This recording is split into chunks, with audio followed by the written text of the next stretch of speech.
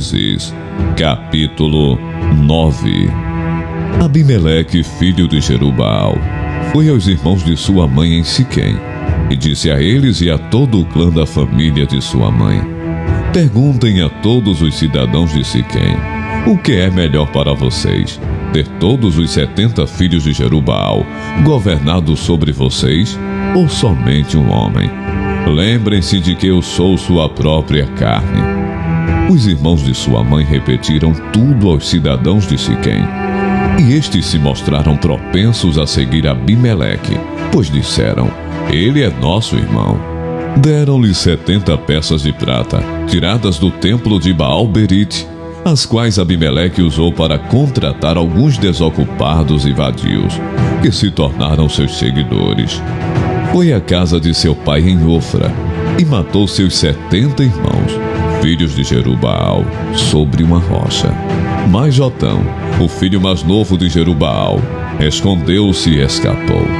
Então todos os cidadãos de Siquém e de Bet-Milo reuniram-se ao lado do carvalho, junto à coluna de Siquém, para coroar Abimeleque rei. Quando Jotão soube disso, subiu ao topo do monte Gerizim e gritou para eles: ouçam-me, cidadãos de Siquém, para que Deus os ouça. Certo dia as árvores saíram para ungir um rei para si. Disseram à oliveira: seja o nosso rei.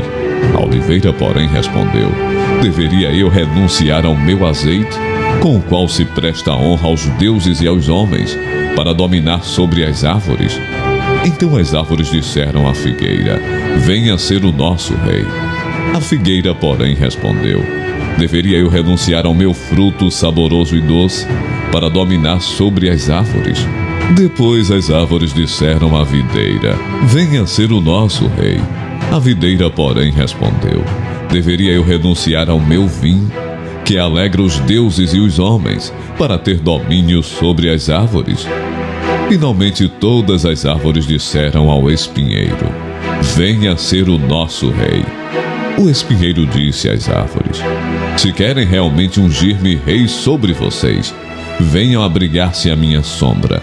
Do contrário, sairá fogo do espinheiro e consumirá até os cedros do Líbano. Será que vocês agiram de fato com sinceridade quando fizeram Abimeleque rei? Foram justos com Jerubaal e sua família, como ele merecia? Meu pai lutou por vocês e arriscou a vida para livrá-los das mãos de Midian. Hoje, porém, vocês se revoltaram contra a família de meu pai, mataram seus 70 filhos sobre a mesma rocha e proclamaram Abimeleque, o filho de sua escrava, rei sobre os cidadãos de Siquém, pelo fato de ser irmão de vocês. Se hoje vocês de fato agiram com sinceridade para com Jerubaal e sua família, alegrem-se com Abimeleque, e alegre-se ele com vocês. Entretanto, se não foi assim, que saia fogo de Abimeleque e consuma os cidadãos de Siquém e de Bet-Milo, e que saia fogo dos cidadãos de Siquém e de Bet-Milo e consuma Abimeleque. Depois Jotão fugiu para Beer e foi morar ali, longe de seu irmão Abimeleque. Fazia 3 anos que Abimeleque governava Israel, quando Deus enviou um espírito maligno entre Abimeleque e os cidadãos de Siquém. Estes agiram traiçoeiramente contra Abimeleque. Isso aconteceu para que o crime contra os 70 filhos de Jerubaal, o derramamento do sangue deles, fosse vingado em seu irmão Abimeleque e nos cidadãos de Siquém, que o ajudaram a assassinar os seus irmãos. Os cidadãos de Siquém enviaram homens para o alto das colinas, para emboscarem os que passarem por ali, e Abimeleque foi informado disso. Nesse meio tempo, Gaal, filho de Ebed, mudou-se com seus parentes para Siquém, cujos cidadãos confiavam nele. Sucedeu que foram ao campo, colheram uvas, pisaram-nas e fizeram uma festa no templo do seu Deus. Comendo e bebendo, amaldiçoaram Abimeleque. Então Gaal, filho de Ebed, disse: quem é Abimeleque para que o sirvamos? E quem é Siquém? Não é ele o filho de Jerubaal? E não é Zebu o seu representante? Sirvam aos homens de Amor, o pai de Siquém, porque serviram a Abimeleque. Se eu tivesse esse povo sob o meu comando, eu me livraria dele e diria a Abimeleque: mobilize o seu exército e venha. Quando Zebu, o governante da cidade, ouviu o que dizia Gaal, filho de Ebed, ficou indignado. Secretamente enviou mensageiros a Abimeleque dizendo: Gaal, filho de Ebed, e seus parentes vieram a Siquém e estão agitando a cidade contra você. Venha de noite, você e seus homens, e fiquem à espera no campo. De manhã, ao nascer do sol, avance contra a cidade. Quando Gaal e sua tropa atacarem, faça com eles o que achar melhor. E assim Abimeleque e todas as suas tropas partiram de noite e prepararam emboscadas perto de Siquém, em 4 companhias. Ora, Gaal, filho de Ebed, tinha saído e estava à porta da cidade, quando Abimeleque e seus homens saíram da sua emboscada. Quando Gaal os viu, disse a Zebu: veja, vem gente descendo do alto das colinas. Zebu, porém, respondeu: você está confundindo as sombras dos montes com homens. Mas Gaal tornou a falar: veja, vem gente descendo da parte central do território, e uma companhia está vindo pelo caminho do Carvalho dos Adivinhadores. Disse-lhe Zebu: onde está toda aquela sua conversa? Você dizia: quem é Abimeleque para que o sirvamos? Não são estes os homens que você ridicularizou? Saia e lute contra eles. Então Gaal conduziu para fora os cidadãos de Siquém e lutou contra Abimeleque. Abimeleque o perseguiu e ele fugiu. Muitos dos homens de Siquém caíram mortos ao longo de todo o caminho até a porta da cidade. Abimeleque permaneceu em Arumá e Zebu expulsou Gaal e os seus parentes de Siquém. No dia seguinte, o povo de Siquém saiu aos campos e Abimeleque ficou sabendo disso. Então dividiu os seus homens em 3 companhias e armou emboscadas no campo. Quando viu o povo saindo da cidade, levantou-se contra ele e atacou. Abimeleque e as tropas que estavam com ele avançaram até a porta da cidade. Então 2 companhias avançaram sobre os que estavam nos campos e os mataram. E Abimeleque atacou a cidade o dia todo, até conquistá-la e matar o seu povo. Depois destruiu a cidade e espalhou sal sobre ela.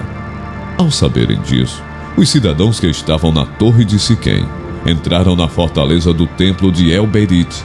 Quando Abimeleque soube que se haviam reunido lá, ele e todos os seus homens subiram o monte Zalmon.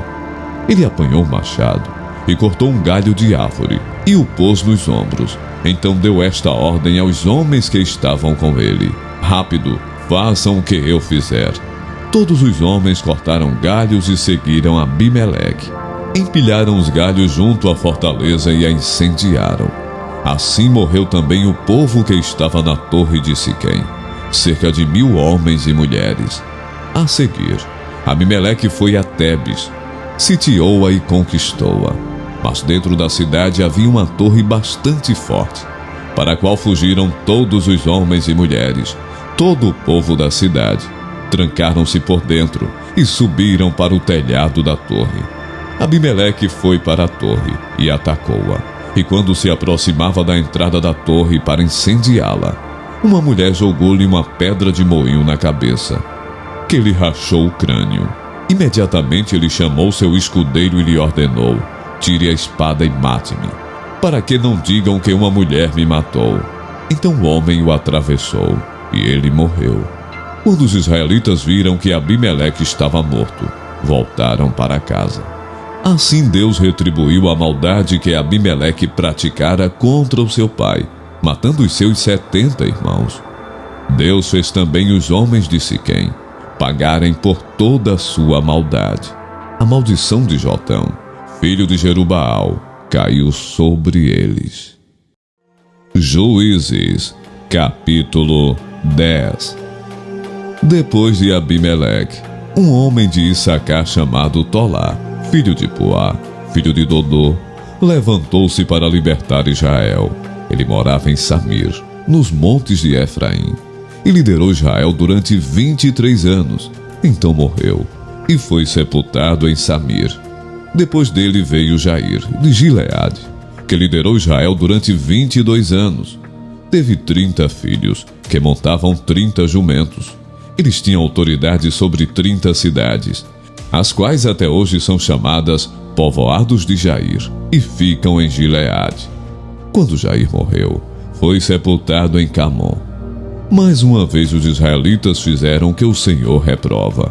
Serviram aos Balaíns, e aos postes sagrados, e aos deuses de Arã, aos deuses de Sidom, aos deuses de Moabe, aos deuses dos Amonitas e aos deuses dos Filisteus. E como os israelitas abandonaram o Senhor, e não mais lhe prestaram culto, a ira do Senhor se acendeu contra eles. Ele os entregou nas mãos dos filisteus e dos amonitas, que naquele ano os humilharam e os oprimiram. Durante 18 anos oprimiram a todos os israelitas do lado leste do Jordão, em Gileade, terra dos amorreus. Os amonitas também atravessaram o Jordão para lutar contra Judá, contra Benjamim e contra a tribo de Efraim, e grande angústia dominou Israel. Então os israelitas clamaram ao Senhor dizendo: temos pecado contra ti, pois abandonamos o nosso Deus e prestamos culto aos Balaíns. O Senhor respondeu: quando os egípcios, os amorreus, os amonitas, os filisteus, os sidônios, os amalequitas e os maonitas os oprimiram, e vocês clamaram a mim, e eu os libertei das mãos deles. Mas vocês me abandonaram e prestaram culto a outros deuses. Por isso não os livrarei mais. Clamem aos deuses que vocês escolheram, que eles os livrem na hora do aperto. Os israelitas, porém, disseram ao Senhor: nós pecamos. Faze conosco o que achares melhor, mas te rogamos, livra-nos agora. Então eles se desfizeram dos deuses estrangeiros que havia entre eles e prestaram culto ao Senhor, e ele não pôde mais suportar o sofrimento de Israel. Quando os amonitas foram convocados e acamparam em Gileade, os israelitas reuniram-se e acamparam em Mispá. Os líderes do povo de Gileade disseram uns aos outros: quem iniciar o ataque contra os amonitas será chefe dos que vivem em Gileade.